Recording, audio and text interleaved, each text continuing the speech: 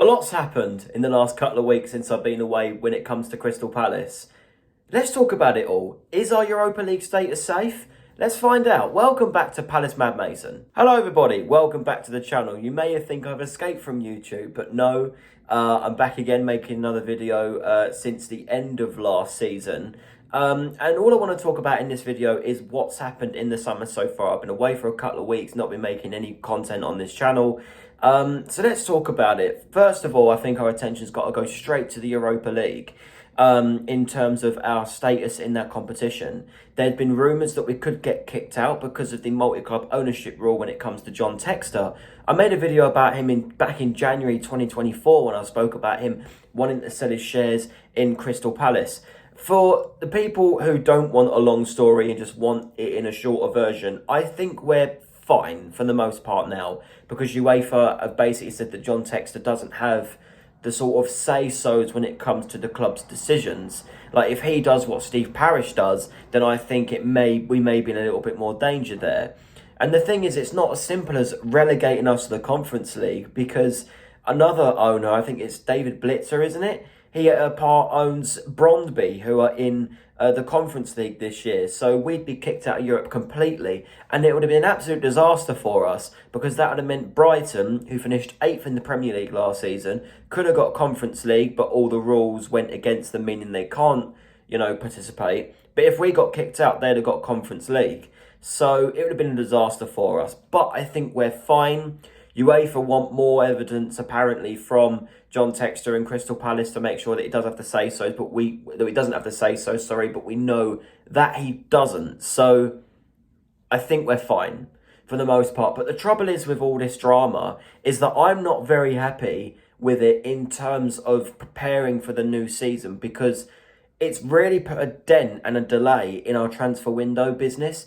Because what that means is, we're trying to get players that are going to add to our squad depth and make it better to be able to compete in the Europa League. But because we've not been sure whether we're going to compete in it, we don't know if we need players to compete in Europe, or if it's going to be the same old season where we just need players that are going to steady the ship in the Premier League and try and fight for Europe again. If we'd got kicked out, that's what would have happened. So, I think it's also put a dent in who are we going to get rid of? Who do Palace want to sell? But now I think that the status in our European competition is a lot more clear now. I think that we'll be fine. And the reason why I mention this now is because the Premier League fixtures come out in 2 days' time on Wednesday, the 18th of June at 9 AM. So I'll be making a video on that and talking about the fixtures that we've got around the supposed Europa League phase dates as well.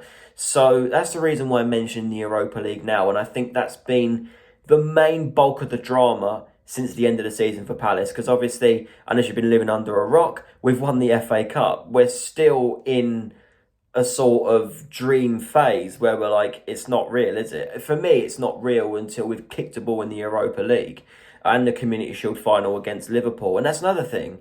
Our season starts a week early, and I think that puts another dent in our transfer window hopes. I still trust that we'll get some business done, and it looks like we may have done. Let's talk about that. So, it looks like Crystal Palace have signed 32-year-old goalkeeper Walter Benitez from PSV on a free transfer because his contract's ran out at the club. Now, it's not a massive signing to really discuss, but I think it was one that's been needed because Matt Turner left after his loan had run out at Palace from last season. And obviously, Matt Turner only played in the Carabao Cup, I think in the last 16 he played against Aston Villa, and he played in the 3rd round, 4th round and last 16 of the FA Cup against Stockport, Doncaster and Millwall respectively. Did he do anything in the Premier League last season? I don't think he did. But the thing is with Walter Benitez is that he's an experienced goalkeeper. I'm not saying Henderson isn't, but he's an experienced goalkeeper that has experienced the Europe stage, the main Europa League stage, with PSV multiple times throughout his career. So I think if we can utilise him in the Europa League next season, then I think that may be a very, very good addition to the squad. Bear in mind as well that Remy Matthews signed a new contract. I just don't think he's good enough to start for the club. I really don't. And Owen Goodman, who got Wimbledon promoted to League One, has now got links with going to Huddersfield, who are trying to get to the Championship, which I think is a deal that makes sense. Joe Whitworth, since his loan at Exeter City, he's come back to Crystal Palace. Bit uncertain about his future still. So if we do confirm the signing of Walter Benitez, we will have 4 goalkeepers again, and I feel like that is standard, to be honest. In terms of who I think we need in addition to that, we need a backup left back. Now, Chilwell's probably, I don't think his loan's been renewed or extended, so he's going to be going back to Chelsea. So we've only got one left wing back in Tyrick Mitchell. I'm sorry, he can't do it in the Premier League and Europe. We need some kind of backup there or competitor for that position. I think we need another centre-back, especially if Mark Guéhi leaves. Because if Mark Guéhi leaves, you're going to be stuck with Chris Richards, Maxence Lacroix, Chardy Riyad, with Nathaniel Klein as your backup. Not good enough, in my opinion, for Europe. It's not good enough. So I think we need another centre-back if Mark Guéhi does leave the club, which is becoming a lot more apparent. He's been getting, rumours with Newcastle, Arsenal, big clubs. So, we're going to need to really be strict with the transfer value and what clubs may bid for him. So that's the drama with centre-back there. Right back, I think we may be fine, really. If you want to put Nathaniel Klein as our backup right back, still not good enough. We do have Caleb Kapora, as well as obviously Daniel Munoz, who is our standout player as far as the players were concerned. One player's player, and I think manager's player at the parade as well. So, he's a player that's very highly valued, and I don't think has any. I don't think he's up for sale at the moment. So, that's good. That's really good. Midfield, I think we may need a young midfielder, a box to box, a bit like a Conor Gallagher that we had in my first season on this channel, to be fair. Yes, we do have some really good midfielders already. Adam Wharton, Jefferson Lerma, Daichi Kamada's come good at the end of last season. I've got to say, I think he's now really embedded himself in the squad. Now he's got to have a full season at high potential and, top caliber of player. I think that's what we need to see from Kamada, not the dreadful start that he had again, because people like myself will start to doubt him again. We've also got the youngsters in Justin Devenny, some good young midfielders we've got in the squad as well elsewhere. So I think we may just need one extra midfielder. It's not the top priority. Oh, and Will Hughes. Completely forgot about Will Hughes. So, it's not a top priority. I just feel that we may need one extra to maybe put in for a couple of Europa League games, maybe against lower opposition in the FA Cup and Carabao Cup. Just drop them into the squad at any point, really. I think that's what we need in midfield. I think a lot's needed in the wide areas. On the left, obviously, we've got Eze.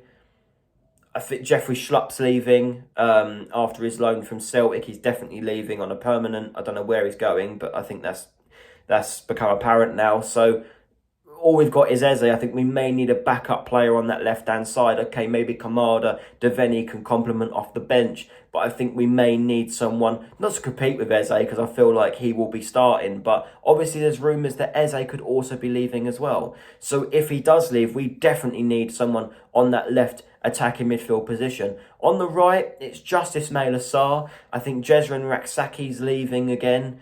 Malcolm Eboué, I just think isn't good enough. So I think we need a backup right attacking midfielder there as well. Again, Kamada, maybe Devenny, players like that can complement again. I think that's what they're there for. However, I think, to compete in the Europa League, you need that added depth.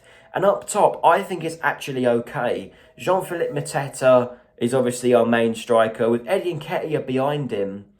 I think Nketiah has impressed this season for the opportunities that he's been given for the most part. I've seen a couple of starts where he may have been a bit lazy and, hasn't finished his chances off, but I think that's fine as well. So I think in this window, we may need, on top of Walter Benitez, 4, really. A backup left back for sure. I think either a right or left attacking midfielder to complement either Eze, or obviously if Eze does go, we need a left attacking midfielder, but one of them two, a backup centre-back and a young midfielder. I think that's what we need, at the least. before the Community Shield final against Liverpool.